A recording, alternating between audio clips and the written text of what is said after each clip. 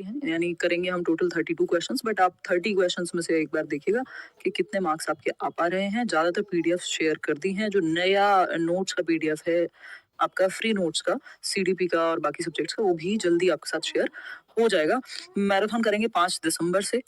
रात को 9 बजे करने का पूरा प्रयास है। अभी भी हम 9 के टाइम पे आ नहीं पा रहे हैं, बट देर सवेर जैसे भी हो रही है, क्लास हो जानी चाहिए। सैटरडे हम मिले थे, अभी आज मंडे है। करें कहानी शुरू। टेलीग्राम चैनल पे आपको पीडीएफ मिल जाएगा, जैसा कि मिलता ही है। क्वेश्चन नंबर 1 देखिएगा, बिना समय गवाए जो है फास्ट करेंगे, थोड़ी सी स्पीड को देखिएगा। इसको टेस्ट की तरह ही लीजिएगा। बेसिकली एक्सप्लेन मैं करके चलूंगी आपको, तो उसकी टेंशन लेनी नहीं है।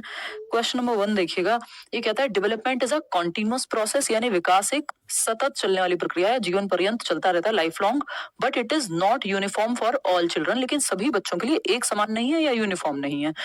विच of the following statements best explains this concept, कौन सा एक 4 ऑप्शंस में से इस बात का एक्सप्लेनेशन है जो बेस्ट तरीके से इस कॉन्सेप्ट को एक्सप्लेन करता है। यूनिफॉर्मिटी का मतलब है कि एक रूप नहीं है विकास, यानी सबके लिए समान नहीं चलता है। तो ये कैसे नहीं चलता है, ये आपको पहचानना है और बताना है। तो अगर मैं देखूं, development occurs at the same rate in all domains, physical, cognitive, emotional, for every child, यानी ये कहा गया है कि कॉन्टिन्यूअस होने का मतलब या यूनिफॉर्मिटी नहीं है। इसका मतलब ये है कि डेवलपमेंट सभी के लिए, सभी प्रकार का विकास, चाहे शारीरिक हो, संज्ञानात्मक हो, सामाजिक हो या संवेगात्मक हो, इमोशनल हो, ये सभी प्रकार एक ही तरह से सबके लिए सेम चलते हैं। देखिए, यूनिफॉर्म कपड़ों में अच्छी लगती है कि सारे बच्चे सेम यूनिफॉर्म पहन के स्कूल आ रहे हैं, बट विकास की प्रक्रिया में यूनिफॉर्मिटी नहीं होती, पैटर्न में यूनिफॉर्मिटी होती है। ध्यान रखिएगा, पेस ऑफ डेवलपमेंट यानी विकास की जो दर है, स्पीड ऑफ डेवलपमेंट है, वो भिन्न होती है। विकास की स्टेज सेम हो सकती है दुनिया भर में। तो ये कहना तो गलत है कि सबके लिए रेट सेम है। रेट सेम नहीं है विकास का, स्टेज सेम होती है। स्टेज में भी फिर अलग अलग चीजें अभी आएंगे उस पर। Development follows a sequence but may vary in pace and degree across children या अक्रॉस कल्चर। बात सही है कि जो विकास है वो यूनिफॉर्म नहीं है। इसका मतलब ये है कि डेवलपमेंट एक सीक्वेंस को तो फॉलो करता है कि बच्चा पहले बच्चा होगा तब बड़ा कहलाएगा, बड़ा होकर बच्चा नहीं बन जाएगा। हरकतें कर ले बात अलग है, लेकिन एज वाइज वो ओल्ड एज से अडल्टहुड में नहीं आ जाएगा, अडल्टहुड से एडोलेसेंस में नहीं आ जाएगा। रिवर्स नहीं चल रही हैं चीजें, ठीक है ना। तो सीक्वेंस तो सेम है। May vary in pace and degree, भाई किस दर तक और किस लिमिट तक जो है विकास हो रहा है वो अलग अलग बच्चों में अलग अलग हो सकता है। बात सही है। All children achieve developmental milestones at the same time irrespective of their environment और जेनेटिक्स। सभी बच्चे अपने पर्यावरण या आनुवांशिकी के बावजूद एक ही समस्या में, एक ही समय में विकासात्मक विशेष उपलब्धि, जिसको माइलस्टोन कहते हैं, विकासात्मक प्रकार्य कहते हैं। देखिए, डेवलपमेंटल माइलस्टोन्स सब सेम टाइम पे अचीव कर ले। डेवलपमेंटल माइलस्टोन्स क्या है? सोशल एक्सपेक्टेशंस आपसे एक सर्टेन एज पे, यानी एक उम्र में जो सामाजिक आकांक्षाएं हैं कि अरे अब तो 4 साल के हो गए हो, क्या पानी खुद से लेके नहीं पी सकते हो, ये सोशल एक्सपेक्टेशन है। अरे 25 साल के हो गए, शादी क्यों नहीं कर लेते हो या कर लेती हो, अभी शादी नहीं, ब्याह नहीं हुआ तुम्हारा, है ना, इतनी बड़ी हो गई हो। तो ये क्या है? सोशल एक्सपेक्टेशन है। ठीक, सोशल एक्सपेक्टेशन है, डेवलपमेंटल माइलस्टोन है एक तरह का, जो समाज आपसे अपेक्षा रखता है कि इस उम्र में ये काम हो जाना चाहिए। सोशल एक्सपेक्टेशंस को हम डेवलपमेंटल माइलस्टोन्स या डेवलपमेंटल टास्क भी कहते हैं। हैविंगहर्स्ट ने इसकी बात की थी। और अगेन ये सामाजिक आकांक्षाएं हैं, जरूरी नहीं है कि सारी चीजें एक तरह से सभी बच्चों में या सभी व्यक्तियों में हो। ठीक, फिर आते हैं आगे। तो ये बात तो कहना गलत होगा कि सारे बच्चे जो है डेवलपमेंटल माइलस्टोन एक ही समय पे इररिस्पेक्टिव ऑफ देयर एनवायरनमेंट और जेनेटिक्स। अगर सही एनवायरनमेंट नहीं मिल रहा तो ऐसा थोड़ी हर एज एक व्यक्ति साइंटिस्ट बन गया सब बन जाएंगे उसी उम्र में। तो हर एक बच्चे में ये डेवलपमेंटल माइलस्टोन सेम समय पे आ जाएंगे, जरूरी नहीं है। एनवायरनमेंट का भी उसमें रोल है। ठीक है, बच्चा भाषा बोलना कहां से सीखेगा? अगर मोगली को जंगल में छोड़ दिया जाएगा तो वो जो उसकी भाषा विकास के चरण है वो उस हिसाब से काम ही नहीं कर पाएंगे, क्योंकि एनवायरनमेंट उस तरह का है नहीं। तो कहां से अचीव होगा डेवलपमेंटल माइलस्टोन? समझ पा रहे हो बात को? फिर आते हैं फोर्थ ऑप्शन पे। Development occurs only through biological factors not influenced by external factors like family and culture. के एनवायरनमेंट का विकास में कोई रोल नहीं है, सिर्फ हेरिडिटी का महत्वपूर्ण रोल है। ये कहना गलत होगा, क्योंकि हेरिडिटी और एनवायरनमेंट यानी आपका जेनेटिक्स और आपका वातावरण दोनों महत्वपूर्ण भूमिकाएं निभाते हैं विकास की प्रक्रिया में। तो यहाँ पे एक ही बात सही है कि development follows a sequence but may vary in pace and degree across children. यानी एक सीक्वेंस है कि बच्चा चलना सीखने से पहले या खड़े होना सीखने से पहले बैठना सीखता है, बैठना सीखने से पहले गर्दन संभालना सीखता है, फिर खड़े होना सीखता है, फिर चलना सीखता है, फिर दौड़ना सीखता है। एक सीक्वेंस है, एक ऑर्डर है कि बच्चा पहले चाइल्डहुड में होगा, फिर एडोलेसेंस में, किशोरावस्था में जाएगा। ऑर्डर है, पहले बुढ़ा होगा बाद में अडल्टहुड में आएगा, बाद में बच्चा बनेगा, ये नहीं होता। एक ऑर्डर है, एक सीक्वेंस है, लेकिन रेट भिन्न हो सकता है। तो इससे हमें क्या बात समझ में आती है कि प्रिंसिपल ऑफ यूनिफॉर्मिटी है एक विकास का, कि विकास यूनिफॉर्म होता है। तो यूनिफॉर्मिटी का जो मतलब है विकास में, यानी एक रूपता का जो मतलब है, उसका मतलब है सीक्वेंस तो सेम है, सेम सीक्वेंस फॉर ऑल, कि भाई सब बाद में बूढ़े होंगे और फिर डेथ होगी। आई मीन चलो डेथ तो वो एक्सीडेंटल वो बात अलग है, लेकिन यहाँ पे क्या मतलब है कि अडल्ट के बाद ओल्ड एज आती है, अडल्टहुड के बाद वयस्क के बाद बुढ़ापा आएगा, प्रौढ़ावस्था आएगी। ये एक सीक्वेंस है जो दुनिया के सब बच्चों पे, मानवों पे लागू होगा सेम तरीके से। लेकिन जो रेट ऑफ डेवलपमेंट है या पेस ऑफ डेवलपमेंट है, यानी विकास की स्टेजेस कह लीजिए या सीक्वेंस जो है वो सबके लिए समान है, बट जो दर है वो भिन्न है। किसी में कोई चीज विकास की कोई क्षमता जल्दी आ जाएगी, किसी में धीमे आएगी। एनवायरमेंट का, जेनेटिक्स का, सबका रोल है इसमें। तो रेट कह लीजिए, पेस कह लीजिए, ये दर जो है विकास की वो भिन्न होती है, स्टेज सेम है, ये कह सकते हो आप।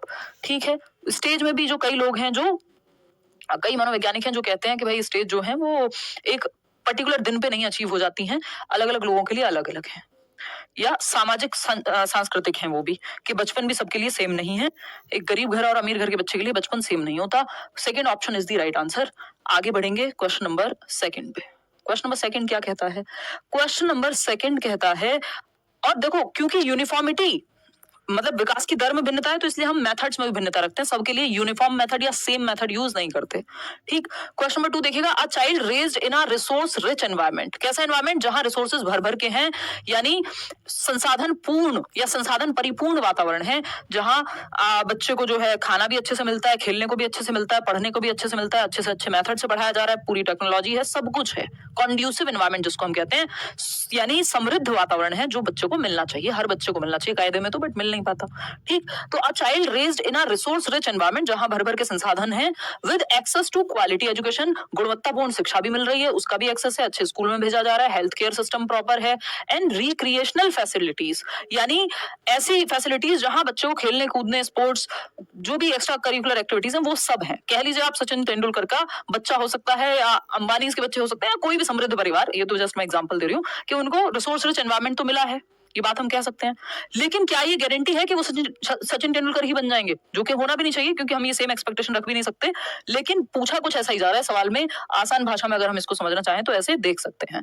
ठीक, तो according to the interactionist perspective of development, what could be a possible reason for this, यानी अंतःक्रियावादी दृष्टिकोण के अनुसार इसका संभावित कारण क्या हो सकता है?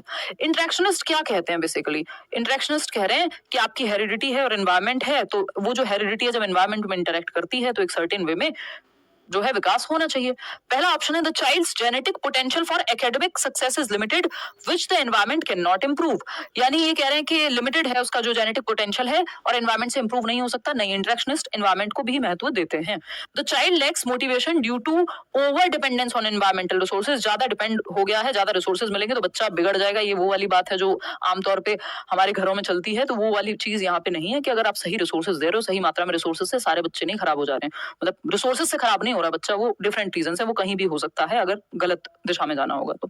थर्ड ऑप्शन है, there is a mismatch between the child's inherited abilities and the provided learning development learning environment, बच्चे की आनुवांशिक क्षमताओं में जो उसको जेनेटिक्स से मिली हैं और जो प्रदान किया गया अधिगम का माहौल है उसके बीच में मेल की कमी है, मिसमैच है, यानी जो क्षमताएं उसके पास हैं और जिस तरह का एनवायरमेंट दिया जा रहा है दोनों मैच नहीं हो पा रहे। ये है कहानी। हाँ, हो सकती है। Environmental factors are more significant than heredity in determining academic success, यानी एनवायरमेंटल फैक्टर्स का ज्यादा सिग्निफिकेंट रोल होता है हेरिडिटी से। ऐसी बात नहीं है, हेरिडिटी को भी महत्व यहाँ दिया जाता है।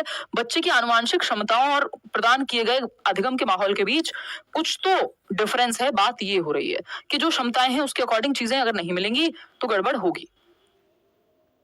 ठीक, और इंटरेक्शनिस्ट में अगर हम देखें तो बेसिकली बच्चे के एक्सपीरियंस को महत्व देते हैं इंटरेक्शनिस्ट लोग, तो चाहे वो प्याजे हो, वाइगोस्की हो, ब्रॉनफेन ब्रनर हो, जो कह रहे हैं कि जो एनवायरमेंट है, जो एक्सपीरियंस बच्चे को मिल रहा है उसका प्रभाव पड़ेगा। जेनेटिक्स अपनी जगह है लेकिन एनवायरमेंट का रोल रहेगा, एक्सपीरियंस का रोल रहेगा। क्वेश्चन नंबर 3 देखिएगा और बताइएगा कि क्या कहना चाहता है एग्जामिनर। क्वेश्चन नंबर 3 है, a teacher observes that a child in her class first learns to, हो सकता है बच्चा बना हो किस चीज के लिए, पॉलिटिक्स में जाने के लिए, या हो सकता है ऐसे किसी और फील्ड में साइंटिस्ट बनने के लिए, और आपने उसको डाल दिया स्पोर्ट्स में कि नहीं तुमको भी क्रिकेटर ही बनना है क्योंकि तुम एक क्रिकेटर के बच्चे हो। ठीक, तो फिर वहां गड़बड़ हो जाएगी। कितना भी रिसोर्सेज एनवायरमेंट है, नहीं हो पाएगा क्योंकि पोटेंशियल कहीं और था। A teacher observes that a child in her class first learns to make broad scribbles with a crayon and later progresses to drawing pieces, drawing precise shapes like circles and squares. Which principle of development does this observation demonstrate? यानी एक शिक्षिका है जो देखती हैं कि उनकी class में एक बच्चा है जो क्रेयॉन से पहले बड़े बड़े रेखा चित्र बनाता है और बाद में वृत्त और वर्ग जैसी सटीक आकृतियां बनाना सीखता है। यानी पहले वो कुछ भी टेढ़ा मेढ़ा एक बड़े जैसे आप सबके हाथ में या हम सबके हाथ में कभी भी जब क्रेयॉन नहीं होते वो जो कलर होते हैं मोम वाले एक तरह से, तो वो कुछ भी बच्चा बनाता है टेढ़ा मेढ़ा बड़ी सी आकृति जो उसको समझ में आ जाता है दीवार पे हाथों में कहीं भी मतलब दीवार पे पेज पे जहां मिल जाए उसको, लेकिन बाद में वो प्रिसाइज ट्रायंगल बनाने लग जाएगा है ना, या फिर प्रिसाइज शेप बनाने लगेगा, बेसिकली सर्कल हो गया।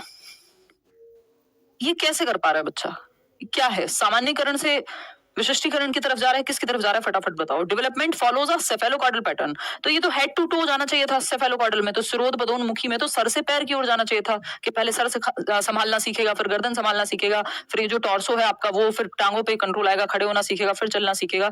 तो head to toe, top to down जाएगा विकास। इसकी तो बात नहीं हो रही यहाँ पे, बात तो हो रही है कि पहले वो बड़े बड़े कुछ शेप बनाता है और फिर बाद में स्पेसिफिक बनाना सीख जाता है। Development proceeds from the general to the specific. ये वैसा ही है जैसे पहले जब आपको बचपन में रंग भरने को दिया जाता था तो आपको कहा जाता था पहले यहाँ जो लाइन के पास वाला है इसको भर लेते हैं फिर अंदर भरेंगे, यानी पहले सामान्य क्रियाएं कर रहा है बाद में विशिष्ट। ग्रॉस टू फाइन भी बोल सकते हो आप इसको कुछ हद तक, ठीक।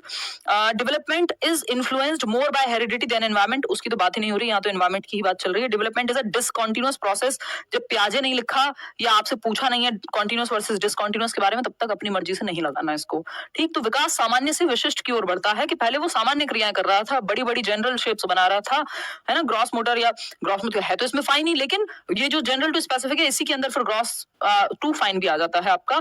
लेकिन यहाँ पे बात हो रही है कि सामान्य क्रियाएं कुछ भी जो उसके मन में आ रहा था, जहां पेन पड़ जाए कुछ भी बना रहा था, अब वो स्पेसिफिक विशिष्ट बना रहा है, कॉम्प्लेक्स चीजें सिंपल टू कॉम्प्लेक्स की तरफ या जनरल टू स्पेसिफिक की तरफ, ठीक। तो ये एक बात हुई, second option is the right answer. Question number 4 देखिएगा और बताइएगा क्या कहना चाहता है क्वेश्चन नंबर 4। क्वेश्चन नंबर 4 कहता है आपका असर्शन है socialization plays a crucial role in shaping a child's personality and behaviour. सामाजिकरण की जो प्रक्रिया है एक बच्चे के व्यक्तित्व और व्यवहार को आकार देने में महत्वपूर्ण भूमिका निभाती है, यानी सामाजिकरण की प्रक्रिया से बच्चे को कैसे बिहेव करना है और उसका जो व्यक्तित्व है वो काफी हद तक प्रभावित होता है। ये बात तो सही है, हम मानते हैं सोशलाइजेशन इंपॉर्टेंट है, ट्रू है ये बात।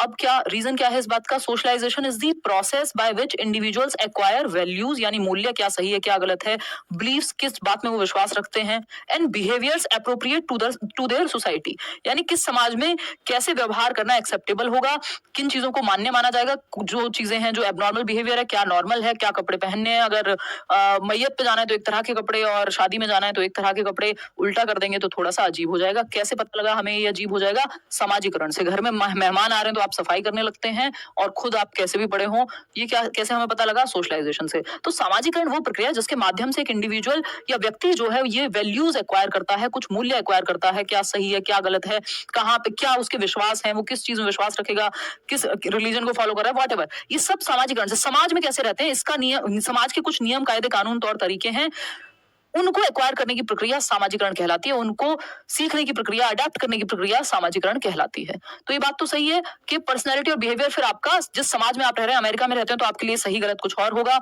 भारत में रहते हैं तो कुछ और होगा, समाज के रूप में इंडिविजुअल वैल्यूज अलग हो सकती हैं। तो both A and R true and R is the correct explanation of A. Simple है, एक नंबर का क्वेश्चन आता ही है सामाजिकरण पे। क्वेश्चन नंबर 5 देखिएगा, और सामाजिकरण ऐसा टॉपिक है जो लगभग हर एक पेपर में आता है टीचिंग के, है ना, क्योंकि बच्चों को सोशलाइज तो कर ही रहे हैं ना आप, स्कूल में जब वो आ रहा है 4 बच्चों के साथ खेलेगा, ग्रुप में रहेगा, क्लास में रहना सीख रहा है, तो सामाजिकरण उसका हो रहा है।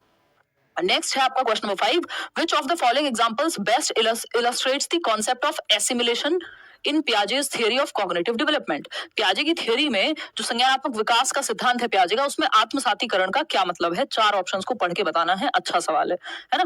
पहला है a child who learns that dogs bark and applies this knowledge when seeing new dogs, यानी एक बच्चा जो सीखता है कि कुत्ते भौंकते हैं और नए कुत्तों को देखकर इस ज्ञान को लागू करता है कि भैया कुत्ते जो है वो बार्क करते हैं, भौंकते हैं, बिल्ली जो है वो म्याऊं करती है, ये बच्चे ने सीखा और इसको अप्लाई किया। जब अगली बार देखा कुत्ते को भौंकते हुए, हाँ ठीक है भौंकेगा ही कुत्ता, ठीक, डांस थोड़ी मतलब बातें थोड़ी करेगा कुत्ता, भौंकेगा, ठीक है। सेकंड है a child modifies their understanding of vehicles to include bicycles after initially believing that vehicles only include cars and buses. एक बच्चा जो वाहनों के बारे में अपनी समझ को संशोधित करता है यानी मॉडिफाई करता है। अब ये वर्ड मॉडिफाई आ गया और पूरा भी पढ़ेंगे, ऐसा नहीं है सिर्फ मॉडिफाई देख करके ही मान लेंगे। कई बार पूरा सेंटेंस ऐसा होता है पेडागोजी में जो क्वेश्चन को घुमा देता है, तो अगर आपने वर्ड से सिर्फ रट्टे लगाए तो उसमें गड़बड़ हो सकती है। ठीक, तो एक बच्चा वाहनों के बारे में अपनी समझ को संशोधित करता है जिसमें साइकिल शामिल है, जबकि उसे शुरू में लगता था कि वाहनों में केवल कार ही होती है क्योंकि उसने कार ही देखी थी। अब उसने नया कुछ मॉडिफाई करके चेंज करके अब उसने देखा कि अच्छा ये भी होता है। तो ये एकोमोडेशन है, जब आपने नया स्कीमा बनाया या फिर पुराने को मॉडिफाई किया। ठीक, तो एकोमोडेशन है, एसिमिलेशन नहीं है। Child struggles to understand the difference between push and pull in physical experiments, यानी बच्चे ने पुश सीखा, पुश मतलब धक्का देना है, पुल मतलब खींचना है दरवाजे को, है ना। अब इन दोनों में वो स्ट्रगल कर रहा है फिजिकल रियलिटी में। जब वो एक्चुअली प्रैक्टिकल रियलिटी में जाता है तो वो स्ट्रगल करता है, तो वो अप्लाई करने में स्ट्रगल कर रहा है। यहाँ एसिमिलेशन एकोमोडेशन की दिक्कत नहीं है। फिर है fourth option, a child builds a completely new mental schema when encountering an unfamiliar object for the first time. एक अपरिचित वस्तु उसके सामने आती है और वो एक नया स्कीमा बनाता है, एकोमोडेशन कहलाएगा ये। या तो नया स्कीमा बनाना या पुराने में मॉडिफिकेशन करना। जब आप एग्जिस्टिंग नॉलेज में कुछ जस्ट ऐड कर ले रहे हैं तो वो एसिमिलेशन है, जो कि यहाँ है फर्स्ट ऑप्शन में कि a child who learns that dogs bark and applies this knowledge when seeing new dogs। एक और क्वेश्चन बहुत सालों पहले आया था 2014, 15, 16 के बीच में कहीं कि मतलब इन्हीं 3 सालों में से आया होगा, क्योंकि बहुत सारे पेपर होते हैं ना, हर साल 14 में भी 2 हुए होंगे, 15 में भी 2 हुए, फिर 16 में भी, सीटेट साल में 2 बार होता है। तो अगर हम देखें तो ये जो बात है आपकी कि जैसे उसमें क्वेश्चन आया था, सीता एक बच्ची है जो दाल चावल को मिक्स करके खाना सीख रही है और जब वो खाती है तो ये क्या कहलाएगा? एसिमिलेशन है। भाई मैंने लिखना सीखा और लिख के देखा, एसिमिलेशन है। मेरे ब्रेन में, मेरे स्कीमा में मैंने ऐड किया इस प्रक्रिया को। तो जब बच्चे ने सीखा कि जो कुत्ते हैं वो भौंकते हैं और इसको अप्लाई किया, जब अगली बार देखा कुत्ते को भौंकते हुए, हाँ कुत्ते भौंकते हैं, तो जो एसिमिलेटेड था, जो भरा हुआ था दिमाग में, जब वो बाहर उसने दुनिया में देखा एनवायरमेंट में, तो उसने कहा हाँ दोनों बैलेंस में है। उसको पता है कुत्ते भौंकते हैं, कुत्ते को भौंकते हुए देखा, एसिमिलेशन है, यानी आत्मसात किया हुआ है जो चीज, आत्मसातीकरण है। इसको एक चार्ट से भी समझ सकते हो आप, है ना। तो first option is the right answer. कोई कह रहा है डेली क्लास लिया करो, हाँ भाई इस बार मंडे टू फ्राइडे आपकी क्लास होगी, 5 के 5 दिन, पूरी कोशिश है ना। मैं समझ रही हूँ आपकी दर्द जो है आपका। देखिएगा, तो क्वेश्चन नंबर ये आपका एसिमिलेशन और एकोमोडेशन, इस पूरी प्रक्रिया को हम अडेप्टेशन कहते हैं। एसिमिलेशन और एकोमोडेशन किस में शामिल है? ये है आपके अडेप्टेशन की प्रक्रिया में शामिल। किसकी प्रक्रिया में? अडेप्टेशन की प्रक्रिया में, अनुकूलन की प्रक्रिया में, अनुकूलन की प्रक्रिया में शामिल है, अनुकूलन की प्रक्रिया में शामिल है। ठीक, अडेप्टेशन। अगर हम देखें यहाँ, ये अडेप्टेशन प्याजे की थियरी में आता है। ठीक, हाँ, जो एसिमिलेशन का मतलब है किसी चीज में नहीं, जो एग्जिस्टिंग नॉलेज है, मतलब जो आपके पास ऑलरेडी वर्तमान ज्ञान है उसमें जोड़ना। आपने स्कीमा में कुछ ऐड कर लिया आपने जो आपके पास ऑलरेडी था। तो अगर आप देखें यहाँ पे एसिमिलेशन यानी आपके एग्जिस्टिंग स्कीमा में, वर्तमान स्कीमा में कुछ आपने जोड़ लिया, है ना। जो प्रीवियस नॉलेज है उसमें कुछ बस ऐड कर लिया, एग्जिस्टिंग नॉलेज में कुछ ऐड कर लिया। ठीक, एसिमिलेशन है। ठीक, कि कुत्ता जो है भौंकता है, इस बात को ऐड कर लिया उसने, एसिमिलेशन है, सिंपल। इक्विलिब्रेशन क्या है? अगली बार कुत्ते को भौंकते हुए देखा और कहा हाँ कुत्ता भौंकेगा ही, तो डिबेट थोड़ी करेगा, चर्चा थोड़ी करेगा अंग्रेजी में। तो ये क्या है? इक्विलिब्रेशन, बैलेंस, यानी जो दिमाग में था और जो दुनिया में देखा, दोनों क्या है? संतुलन में है। इसको संतुलन कहते हैं। आत्मसात कर लिया, फिर संतुलन देखा, एक नई सिचुएशन आई जहां उसने देखा कुत्ता म्याऊं म्याऊं कर रहा है। अब वो कहेगा यार ये क्या है? ये तो मेरे दिमाग में जो डेटा फीड है उससे मैच ही नहीं हो रहा, है ना। मम्मी ने तो कहा था झूठ नहीं बोलती, और मम्मी कह रही हैं कि अंकल को कह दो, या पापा कह रहे हैं अंकल को कह दो मम्मी नहीं है घर पे या पापा नहीं है घर पे। अब नई सिचुएशन आई, दिमाग डिसबैलेंस में, जो एसिमिलेटेड था वो बैलेंस में नहीं है, अब असंतुलन की स्थिति आ चुकी है कि ये क्या हुआ। फिर मतलब नई सिचुएशन में ये चीज हुई, इसके जस्ट बाद यही सिचुएशन बनेगी, न्यू सिचुएशन आ गई, एनकाउंटर किया नई सिचुएशन को, डिसइक्विलिब्रियम हो गया। ये मैं आपको एक्सप्लेन कर चुकी हूँ कि दोनों चीजें बैलेंस में नहीं है, जो दिमाग में था और जो दुनिया में है ना। जो मम्मी ने कहा था और जो कर रही है उसमें अंतर आ रहा है। तो ये क्या होगा? असंतुलन की स्थिति आ गई। अब मॉडिफाई करके नया स्कीमा बनाना पड़ेगा कि हाँ भाई बड़े लोग जो हैं सामाजिकरण की प्रक्रिया में ऐसा कई बार कर देते हैं, या तो आपको एक नया स्कीमा ही बनाना पड़ेगा कि मम्मी तो जो है या पापा तो जो है, भैया ये जो बात है ऐसा है, उन्होंने कहा था झूठ नहीं बोलते बट बोलते हैं, वट एवर, है ना। तो एकोमोडेशन करना पड़ेगा, यानी अब म्याऊं जब कुत्ते ने किया है तो आपको समझना पड़ेगा भाई ये कुत्ता नहीं था, नई सिचुएशन आई, म्याऊं किया कुत्ते ने और आपके दिमाग में डिसबैलेंस हो गया, अरे ये कुत्ता तो नहीं है, ये तो कुछ और है, वो तो भौं भौं करता है। फिर आपको पता लगता है कि ये तो बिल्ली थी, तो एक नया स्कीमा बनाते हैं और पुराने स्कीमा में या तो मॉडिफिकेशन करते हैं। तो ये पूरी प्रक्रिया चलती रहती है, फिर से कोई नई सिचुएशन आएगी और ये सब चलता रहेगा। ठीक, आगे बढ़ते हैं नेक्स्ट क्वेश्चन पे। क्वेश्चन नंबर है 6। क्वेश्चन नंबर, सारे लेंदी क्वेश्चन होंगे जैसे पेपर में आते हैं। देखिए क्वेश्चन नंबर 6, लेंदी का मतलब ये नहीं है कि सारे मुश्किल होंगे। Which of the following classroom practices best demonstrate Vygotsky's theory of learning? कौन सी कक्षा पद्धति है, एग्जाम्पल है जो वाइगॉत्स्की की थियरी को रिप्रेजेंट करती है? पहला है allowing children to work independently and discover knowledge through trial and error. त्रुटि एवं प्रयास के माध्यम से नॉलेज को डिस्कवर करना व्यवहारवादी दृष्टिकोण है, और वाइगॉत्स्की क्या है? कंस्ट्रक्टिविस्ट हैं, रचनावादी हैं। बिहेवियरिस्ट लोगों के बारे में आप पढ़ेंगे जब आप सीटेट पास कर लेंगे। व्यवहारवाद एक तरीका है सीखने का। व्यवहारवाद या बिहेवियरिज्म क्या है? एक साइकोलॉजी का स्कूल ऑफ साइकोलॉजी है, विचार है, विचारधारा है पूरी, जो ये कहती है कि reward, punishment, trial and error, बार बार गलती करो फिर सीखो, ये सब क्या, प्रयास करो, गलती होगी फिर सीखोगे, ये सब बातें आपके व्यवहारवादी लोग करते हैं और वाइगॉत्स्की ये बात नहीं करेंगे। A teacher providing help by breaking, देखिए नेगेटिव शब्द की अगर मैं बात करूं, पियाजे और वाइगॉत्स्की दोनों के बारे में लिख लीजिएगा या समझ लीजिएगा, चाहे वो पियाजे हो चाहे वाइगॉत्स्की हो, है ना। दोनों रचनावादी हैं, पियाजे जो है रेडिकल कंस्ट्रक्टिविस्ट हैं और वाइगॉत्स्की जो है वो सोशल कंस्ट्रक्टिविस्ट हैं। वाइगॉत्स्की सोशल कंस्ट्रक्टिविस्ट हैं। तो अगर हम देखते हैं पियाजे और वाइगॉत्स्की को, तो कुछ नेगेटिव शब्द हैं जो वाइगॉत्स्की और पियाजे कभी भी यूज नहीं करेंगे, जैसे रिवॉर्ड लिखा हुआ हो। ये बच्चे की एक्टिविटी पे ध्यान देते हैं, ना कि उसको रिवॉर्ड के लालच में या पनिशमेंट के डर से सिखाने पे, है ना। रिवॉर्ड हो, पनिशमेंट हो, रीइंफोर्समेंट हो कि पुनर्बलन, गुड, वेरी गुड, शाबाश, ये सब इनके काम का नहीं है। ये तो कह रहे हैं बच्चा पहले ही क्यूरियस है, बच्चा तो जिज्ञासु है, वो तो सीखना चाहता है, आप उसको सिखाइए तो सही। पनिशमेंट हो, कंडीशनिंग हो, ये ऐसे शब्द हैं सब, यानी दंड, पुरस्कार, पुनर्बलन, कंडीशनिंग जिसको हम कह रहे हैं अनुकूलन। ठीक, और क्या है यहाँ पे? ट्रायल एंड एरर हो गया। इस तरह की बातें पियाजे वाइगॉत्स्की नहीं करते नजर आएंगे। ये पियाजे और वाइगॉत्स्की की विचारधारा को, यानी रचनावाद को, जो मीनिंग मेकिंग की, अर्थ निर्माण की बात करता है, उसको सपोर्ट नहीं करते हैं। पियाजे और वाइगॉत्स्की बच्चों को पैसिव यानी निष्क्रिय रखने की बात नहीं करेंगे, रटवाने की बात नहीं करेंगे। तो ये बातें आपको देख लेनी है थोड़ा सा, है ना। क्लियर है? ये सब नेगेटिव हैं अगर पियाजे और वाइगॉत्स्की को ध्यान में रखें, क्योंकि वो ज्ञान की रचना पे फोकस कर रहे हैं, रटवाने पे नहीं। ये सब व्यवहारवादी काम है। ठीक है, चलें आगे बढ़ें। तो अगर हम देखें, क्वेश्चन ने क्या पूछा है हमसे? Best demonstrate Vygotsky's theory of learning, यानी वाइगॉत्स्की की थियरी ऑफ लर्निंग को बेस्ट डेमोन्स्ट्रेट करता है। A teacher providing help by breaking down complex problems into manageable parts and gradually reducing help as students gain proficiency. बिल्कुल सही बात है। Scaffolding यानी टेम्परेरी हेल्प, जैसे जैसे बच्चे की डिफिकल्टी लेवल कम होता जाए, वो उसको समझ में आता जाए, आप हेल्प कम करते जाएंगे, उस स्टेप पे मदद करना जहां बच्चा अटक रहा हो, और फिर उस मदद को हटा लेना। जैसे अभी मैं ये डिस्कशन करके आपकी मदद कर रही हूँ, लेकिन पेपर आप खुद ही देके आएंगे, तो यहाँ पे स्कैफोल्डिंग कहते हैं इसको, टेम्परेरी हेल्प की प्रक्रिया।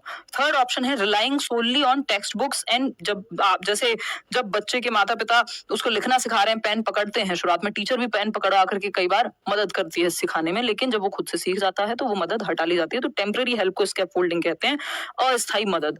फिर आता है third option, relying solely on textbooks and lectures, सिर्फ लेक्चर पे और मेमोराइजेशन, रट्टाफिकेशन पे तो पियाजे वाइगॉत्स्की की बात ही नहीं करेंगे। Expecting students to master difficult task without adult और पीयर सपोर्ट, नहीं। वाइगॉत्स्की तो कह रहे हैं समाज और संस्कृति, इनकी थियरी का नाम ही है सोशियो कल्चरल अप्रोच, समाज और संस्कृति की मदद लेकर के सीखिए। ये बात तो वाइगॉत्स्की कह ही रहे हैं। क्वेश्चन नंबर 7 देखिएगा क्या कहता है। क्वेश्चन नंबर 7 फटाफट से बताएंगे, बहुत अच्छा सवाल है, इसको ध्यान से सॉल्व करना। देखना, अगर हम बात करें विच of the following statements best explains the interaction between heredity and environment in child development, यानी कौन सा एक कथन है जो विकास की प्रक्रिया में आनुवंशिकता और पर्यावरण या वातावरण के बीच अंतःक्रिया को ठीक से एक्सप्लेन करता है। ईशा कराएंगे भाई, ईवीएस का भी एक आध सेशन जरूर लूंगी। तो heredity completely determines a child's abilities and talents while the environment has no influence। यानी हेरिडिटी और एनवायरमेंट की अगर हम बात कर रहे हैं तो हेरिडिटी ही टोटली डिसाइड करती है बच्चे के विकास को, एनवायरमेंट का कोई रोल नहीं है। तो फिर हम क्यों पढ़ रहे हैं और क्यों पढ़ा रहे हैं? फिर तो दुनिया में सारे काम बंद कर दो, हेरिडिटी अपने आप कर देगी सारी चीजें। तो ये तो कहना गलत हो जाएगा। किसी भी एक साइड नहीं झुकना है पूरी तरह से। कुछ चीजों में हेरिडिटी का ज्यादा रोल है, कुछ चीजों में एनवायरमेंट का ज्यादा रोल है ना। आपकी आंखों के रंग में एनवायरमेंट कुछ नहीं कर पाएगा क्योंकि वो आपको हेरिडिटी से मिला है, उसको आप नहीं बदल पाएंगे, लेंस ही लगाने पड़ेंगे एनवायरमेंट से। तो the environment solely shapes a child's development regardless of their genetic predispositions. यानी जो पर्यावरण है वो पूरी तरह से बच्चे के विकास को आकार देता है, चाहे उनकी आनुवंशिक प्रवृत्ति कुछ भी हो। यानी सिर्फ एनवायरमेंट ही शेप कर रहा है तो भाई ऐसा नहीं है। अगर मान लीजिए किसी को जन्म से ही, अगर स्टीफन हॉकिंग की बात करें, आई थिंक उनको सेरेब्रल पाल्सी था if I am not wrong, तो या कोई भी व्यक्ति जो एक कंडीशन के साथ जन्म लिया है जिसने, जरूरी नहीं है कि वो एनवायरमेंट से ठीक ही हो जाए। सारी बीमारियां ठीक नहीं होती हैं, सारी चीजें ठीक नहीं होती हैं, है ना। आप सर्जरी कराते रहिए, शक्ल एक्चुअल शक्ल थोड़ी बदलेगी, मतलब वो एक्चुअल थोड़ी है फिर। तो हेरिडिटी से जो मिल गया वो आप उसको अपनी मर्जी से नहीं बदल सकते। हेरिडिटी सेट्स दी पोटेंशियल, और वो अगर बदल रहे हैं तो एनवायरमेंट का उसमें रोल हो गया फिर। Heredity sets the potential but the environment determines how that potential is realised. आनुवांशिक क्षमता निर्धारित करती है, लेकिन पर्यावरण जो है यह निर्धारित करता है कि उस क्षमता को कैसे साकार किया जाएगा। मतलब हेरिडिटी एक पोटेंशियल तो सेट कर देती है कि आपके अंदर ये क्षमता है, बट एनवायरमेंट ये सुनिश्चित करेगा कि पोटेंशियल रियलाइज हुआ है कि नहीं है। हो सकता है आप में एक साइंटिस्ट बनने की क्षमता हो, बट आपका जन्म ऐसे एक रिमोट एरिया में और ऐसे मे बी नक्सलाइट एरिया में हो गया हो कि जहां एजुकेशन तो छोड़िए, आपको एनवायरमेंट गन चलाने का ही मिला हो। तो कहां से आपका जो पोटेंशियल था साइंटिस्ट बनने का वो बाहर आ जाएगा? समझ रहे हो? तो हेरिडिटी पोटेंशियल तो देती है, लेकिन आपका आईक्यू बहुत हद तक हेरिडिटी से निर्धारित होता है ना, और भी सारे फैक्टर्स हैं। तो लेकिन जो एनवायरमेंट है वो एनवायरमेंट सुनिश्चित करेगा कि वो पोटेंशियल रियलाइज होगा कि नहीं होगा। पता नहीं कितने लोग जो है यहाँ पे बहुत अच्छे सिंगर बन सकते होंगे इस देश में, कितने लोग जो है बहुत अच्छे कुछ और मैथमेटिशियन बन सकते होंगे, साइंटिस्ट, डांसर, व्हाटएवर, बहुत कुछ बन सकते होंगे, बट उनको वो एनवायरमेंट कभी मिल ही नहीं पाया जिससे वो पोटेंशियल रियलाइज हो पाए। तो ये बहुत लोगों की कहानी है। क्रिकेटर बन सकते होंगे, है ना, और मुझे लगता है मैं स्पोर्ट्स में अच्छा कर सकती थी, बट उस तरह का एनवायरमेंट था नहीं। ठीक, तो ये एक बात हुई। बोथ हेरिडिटी एंड एनवायरमेंट, मतलब ऐसे तो फिर हम सबको कुछ ना कुछ लगता रहेगा, ये जस्ट एक एग्जांपल के तौर पे, मुझे कोई रिग्रेट नहीं है। फोर्थ ऑप्शन है both heredity and environment are unrelated factors that independently influence development. यानी जो हेरिडिटी और एनवायरमेंट है दोनों ही अनरिलेटेड है, अनरिलेटेड नहीं है भाई, एक दूसरे को प्रभावित करते हैं। ठीक है, तो थर्ड जो ऑप्शन है वो हमें थोड़ा सा सेंसिबल लग रहा है कि आनुवांशिकता क्षमता निर्धारित करती है, लेकिन पर्यावरण यह निर्धारित करता है कि उस क्षमता को कैसे साकार किया जाएगा। यानी heredity sets the limit, potential set कर देती है। मैं अभी एक पिक्चर के थ्रू आपको ये समझाऊंगी, है ना। हेरिडिटी लिमिट सेट कर देती है, हेरिडिटी पोटेंशियल बताती है हमें, लेकिन वो पोटेंशियल रियलाइज कैसे होगा, वो एक्चुअल में बाहर आएगा कि नहीं आएगा, ये एनवायरमेंट डिसाइड करेगा। तो हेरिडिटी सेट्स द लिमिट कि how far we can go. ठीक, लिमिट सेट कर देगी, वहीं एनवायरमेंट जो है ये लिमिट तक पहुंच पाएंगे आप या नहीं पहुंच पाएंगे, कितना दूर जा पाएंगे, ये एनवायरमेंट देखेगा। तो हेरिडिटी डिसाइड करती है कि how far we can go, यानी कितनी दूर हम जा सकते हैं। लोअर लिमिट और upper limit heredity raw material provide कर देती है आपके डेवलपमेंट के लिए। रॉ मटेरियल क्या है? आपको एक बिल्डिंग बनानी है, आपको कंक्रीट चाहिए होगा, ईंट चाहिए होगी, बदरपुर रोड़ी व्हाटएवर जो भी लगता है, सीमेंट, और इस सब का इस्तेमाल कैसे करेंगे, ये एनवायरमेंट है। रॉ मटेरियल दे दिया आपको, अब आप कैसी बिल्डिंग बनाना चाहते हैं, ये एनवायरमेंट है। तो एनवायरमेंट डिसाइड करता है how far we will go, और हेरिडिटी जो है वो निर्धारित करेगी कि संभावना कितनी है। अगर आईक्यू बिल्कुल 25 है तो आप बच्चे को साइंटिस्ट नहीं बना पाएंगे, ये हेरिडिटी ने निर्धारित कर दिया है ना। चलिए, खैर एक पिक्चर के थ्रू इसको समझेंगे तो ज्यादा बेहतर समझ में आएगा। देखिएगा, समझते हैं। ये पिक्चर है जो क्या कहना चाहती है, देखिए। ये कह रही है, यहाँ पे दो पिक्चर हैं, एक पेड़ के कॉन्टेक्स्ट में है, ट्रीज के, और दूसरी है ह्यूमंस के कॉन्टेक्स्ट में। ठीक, संदर्भ में जिसको हम कह रहे हैं कि मान लीजिए आपके इस पेड़ के अंदर जो जेनेटिक क्षमता है, जब आपने एक पौधा लगाया कि इसकी जड़ें जो है बहुत ही जमीन में जाएंगी और ये इसके अंदर फल फूल पौधा सब कुछ निकल के आएगा, इससे मतलब फल उगेंगे इस पेड़ पे, ये छाया प्रदान करेगा। ये पोटेंशियल है, जेनेटिकली मिला है, मुझे और आपको नहीं, पेड़ को मिला है। अभी उसके जेनेटिक्स की बात हो रही है, उसके डीएनए, उसकी हेरिडिटी की बात हो रही है, आनुवंशिकता से मिला है पेड़ को। अब अगर इसको सही एनवायरमेंट नहीं मिलेगा, सही टाइम पे धूप नहीं मिलेगी, पानी नहीं मिलेगा, आपके घर में पौधे लगे होंगे, मान लीजिए उन पौधों को अगर आप पानी नहीं दे रहे, पोटेंशियल है कि वो बहुत अच्छे से फल फूल सकते हैं, ये उनको जेनेटिकली मिला है, लेकिन वो रॉ मटीरियल जो मिला है वो एनवायरमेंट ही जब तक नहीं मिलेगा तब तक बात बनेगी नहीं। अगर सूरज, पानी, हवा, जल ये सब नहीं मिला, पौधा खत्म। तो वही बात है यहाँ पे कि जो एनवायरमेंट है वो पोटेंशियल जो आपको मिल गया है कि आप एक 6 फीट के व्यक्ति बन सकते थे, बट न्यूट्रिशन ही नहीं मिला, माल न्यूट्रिशन हो गया, मान लीजिए कुपोषण के शिकार हो गए आप, तो वो पोटेंशियल गया पानी में।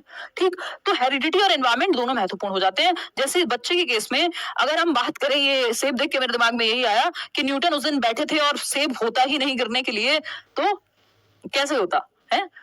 तो फिर कहाँ से जो है वो लॉज आते हैं? ये तो मैं मजाक की बात कर रही हूँ। खैर, तो बेसिकली एनवायरमेंट जो है वो महत्वपूर्ण है। अगर एनवायरमेंट आपको मिला ही नहीं जहां आप फल फूल सकते हैं, एजुकेशन का कभी मौका ही नहीं मिला, तो कहाँ से आप कई सारी चीजें हैं जो नहीं कर पाएंगे। तो दोनों ही महत्वपूर्ण है। डेवलपमेंट जो है प्रोडक्ट है, यानी परिणाम है हेरिडिटी और एनवायरमेंट का। कुछ क्षेत्र में हेरिडिटी ज्यादा महत्वपूर्ण हो जाती है, कुछ एस्पेक्ट में एनवायरमेंट ज्यादा महत्वपूर्ण हो जाता है ना। ऐसा कुछ फिक्स नहीं कि 50% हेरिडिटी और 50% environment. Development is the product of heredity and environment, ऐसा वुडवर्थ साहब कहते हैं। बात सही है नहीं है? चलिए आगे बढ़ते हैं नेक्स्ट क्वेश्चन पे। इतनी बात क्लियर है? बहुत सारे डाउट आपके हेरिडिटी और एनवायरमेंट को लेकर के क्लियर हुए होंगे। जैसे कुछ क्षेत्र में हेरिडिटी ज्यादा महत्वपूर्ण हो जाती है, जैसे आपका जो आईक्यू है, इंटेलिजेंस का स्तर है, वो बहुत हद तक हेरिडिटी से प्रभावित होता है। ऑफ कोर्स एनवायरमेंट का फिर उसमें रोल है। एक दूसरा आर्गुमेंट ये भी है कि आईक्यू एवरेज ही है सबका, अगर देखा जाए 60% से ज्यादा लोगों का। और फिर अगर हम बात करें और आईक्यू पे भी पॉजिटिव प्रभाव पड़ते हैं, आपके सोशियो इकोनॉमिक स्टेटस कैसा है, ये सब भी रिसर्च कहती है। खैर वो एक अलग अंतहीन डिबेट है। ठीक, चलिएगा। खैर, और या आपकी आंखों का रंग, आपका बॉडी स्ट्रक्चर, आपका टेम्परामेंट, स्वभाव, ये तक हेरिडिटी ज्यादा निर्धारित करती है। और वहीं आपका न्यूट्रिशन, आपको पोषण कैसा मिलेगा, एजुकेशन, ट्रेनिंग, ये सब कैसा मिलेगा, ये एनवायरमेंट निर्धारित करता है। ठीक, और दोनों मिलकर के क्या बन जाएंगे, ये इसको आप कह लीजिए नेचर निर्धारित करता है। ठीक, चलिए फटाफट से प्रकृति वर्सेस पोषण विवाद कहते हैं इसको, कि कुछ लोग कहते हैं नेचर इंपॉर्टेंट है, यानी हेरिडिटी जिसको बदला नहीं जा सकता, जो फिक्स्ड है, स्टैटिक है, और कुछ लोग कहते हैं एनवायरमेंट यानी वातावरण महत्वपूर्ण है, जो डायनेमिक है, परिवर्तनशील है, चेंजेबल है, मॉडिफिएबल है। चलिए आगे बढ़ते हैं नेक्स्ट क्वेश्चन पे। क्वेश्चन नंबर 8 क्या कहता है? विच of the following principles of development is most applicable when designing teaching strategies for a mixed ability classroom, यानी अलग अलग क्षमताओं वाले बच्चे क्लासरूम में आप मेथड जब चूज कर रहे हैं, पढ़ाने की तकनीकें चूज करते समय या चुनते समय कौन सा सबसे महत्वपूर्ण ऑप्शन है? डेवलपमेंट इज यानी अलग अलग तरह के बच्चों को पढ़ाने के लिए कौन सा मेथड चुनना सर्वश्रेष्ठ होगा? पहला ऑप्शन है development is influenced solely by biological maturation, so teaching strategies should be uniform. Uniform सिर्फ कपड़ों में अच्छी लगती है, मैं बार बार आपको बात कहूंगी कि कौन बच्चा किस घर से आ रहा है कोई फर्क नहीं पड़ता, ये यूनिफॉर्म का फायदा है एक, है ना। अमीर है, गरीब है, किस जाति संप्रदाय, कहाँ से आ रहा है, कुछ फर्क नहीं पड़ रहा, यूनिफॉर्म सबके लिए सेम होती है। स्कूल में व्हाइट शर्ट है तो व्हाइट शर्ट, ब्लू स्कर्ट है तो ब्लू स्कर्ट, या ब्लू पैंट है तो ब्लू पैंट, सबके लिए है वो यूनिफॉर्म। वहां पे अच्छी है, लेकिन यूनिफॉर्म मेथड में, पढ़ाने के तरीकों में यूनिफॉर्मिटी नहीं होनी चाहिए, क्योंकि हर बच्चा अलग है, तो डिफरेंट मेथड्स का इस्तेमाल करिए। तो ये तो हो गया गलत, और सिर्फ हेरिडिटी निर्धारित करती है। Development is influenced by solely by biological maturation, सिर्फ बायोलॉजिकल मैच्योरेशन या हेरिडिटी से नहीं, एनवायरमेंट का भी अच्छा रोल है विकास में, ये कहना गलत होगा। अभी हमने बात की थी हेरिडिटी पोटेंशियल प्रोवाइड कर रही है, वो बाहर निकल के आएगा नहीं आएगा, एनवायरमेंट का रोल है उसमें। Development is predictable, so teaching methods should focus only on fixed milestones. तो प्रिडिक्टेबल है इसलिए सिर्फ फिक्स्ड माइलस्टोन पे ही फोकस किया जाना चाहिए, पूर्वानुमान लगा सकते हैं, जो माइलस्टोन बनाए हैं उन्हीं पे फोकस करें। पूरी तरह से प्रिडिक्टेबल नहीं होता, कुछ हद तक प्रिडिक्ट कर सकते हैं हम। ठीक, development is multi dimensional and teaching strategies should address cognitive, social and emotional growth, यानी विकास जो है बहुआयामी है, कई आयाम है उसके, शारीरिक, संवेगात्मक, मानसिक, ये सब है, और सभी को ध्यान में रख करके स्ट्रेटजीज बनाई जानी चाहिए कि बच्चे का दिल, दिमाग, यानी हार्ट, हेड की जो शिक्षा है, कॉग्निटिव, जो फिजिकल, कॉग्निटिव, सोशल, इमोशनल विकास के चारों ही प्रकार को इंक्लूड किया जा सके। बच्चे का मन भी लगे क्लास में, बच्चा ग्रुप में भी सीखे, बच्चे का मानसिक विकास भी हो, फिजिकली भी उसको एक्टिविटी कराई जाए, स्पोर्ट्स पीरियड भी रखते हैं आप, गेम्स पीरियड जिसको हम कहते हैं। फोर्थ ऑप्शन है development stops after adolescence, so teaching strategies should focus only on childhood growth, यानी विकास जो है एक समय के पश्चात रुक जाता है, ऐसा कहना गलत है। विकास को हम कॉन्टिन्यूस मानते हैं जब तक कॉन्टिन्यूटी वर्सेस डिसकॉन्टिन्यूटी की डिबेट ना आ जाए सामने। क्वेश्चन नंबर 9 देखिएगा और बताइएगा क्या कहना चाहता है सवाल 9। देखिएगा, कथन है children in the concrete operational stage can solve problems involving conservation and classification, यानी वो बच्चे जो आपके मूर्त संक्रियात्मक अवस्था में है, 7 से 11 की अवस्था, पियाजे की स्टेज में जो थर्ड स्टेज है, SPCF, ये 4 स्टेजेस हैं, sensory motor, pre operational, concrete operational और फॉर्मल ऑपरेशनल। कॉन्क्रीट यानी सी से मैंने आपको 3 चीजें बताई हुई हैं। कॉन्क्रीट ऑपरेशनल 7 से 11 वर्ष जो है स्कूल एज जिसको हम कह रहे हैं, या लेटर चाइल्डहुड कह दे रहे हैं। कॉन्क्रीट ऑपरेशनल में 3 चीजें आती हैं, CCS, है ना, कंजर्वेशन, संरक्षण, और कंजर्वेशन क्या होता है, क्वांटिटी चेंज नहीं होती, शेप और साइज के बदलने से 200 ml पानी 200 ml रहेगा, बाल्टी में डालिए, मग में डालिए, कहीं भी डालिए।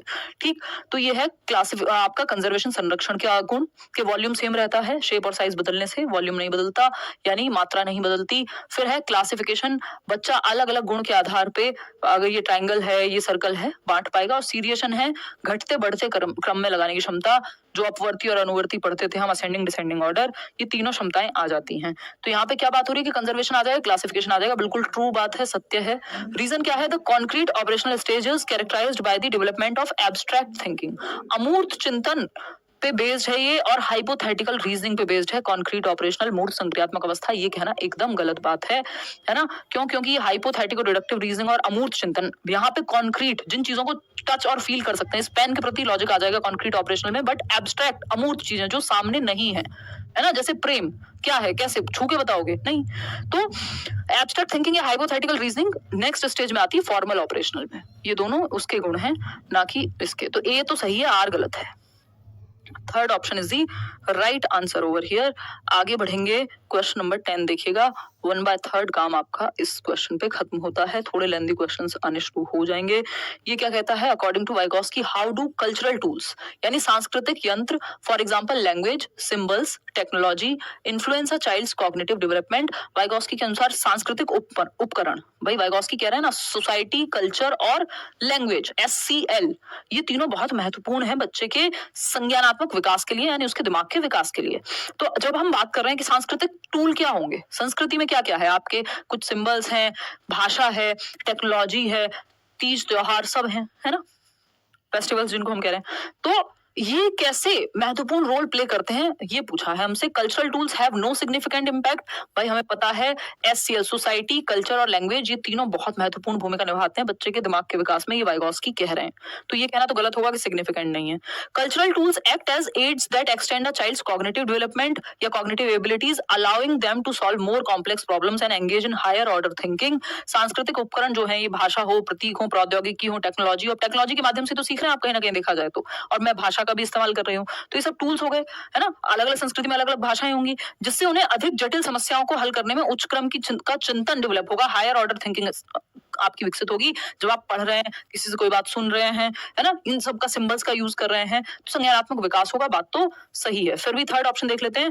Cultural tools limit cognitive development by focusing children's attention on memorising facts. रटने की बात वाइगॉस्की कभी नहीं करेंगे। Cultural tools are only useful after child reaches the formal operational stage. Formal operational stage की बात तो वाइगॉस्की ने की नहीं है, ये पियाजे को इन्होंने जबरदस्ती यहाँ पे खींच करके एक ऑप्शन बना दिया, जो कि गलत है। तो सेकंड ऑप्शन ही सही है, बाकी सारे ही गलत हैं।